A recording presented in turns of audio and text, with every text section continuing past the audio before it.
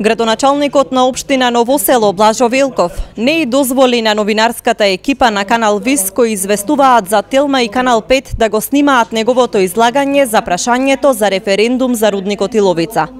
На денешната јавна седница на Советот, тој го натерал снимателот да ја исклучи камерата, а советникот на ВМРО ДПМН Божин Јованов ги пцуел и ги навредувал. Градоначалникот вика: "Те замолувам да исклучиш камерата."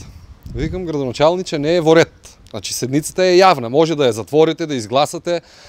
И добро, после натегање ја исклучив камерата. По завршување на неговото излагање, тој стана: "Ама не сте, вие сте кај мене дојдени, кој вас ве пушти тука, имате ли дозвола за седница?" И викам: "Абе, седницата е јавна. Не знам каква дозвола треба, ние сме медиум во интерес на граѓаните."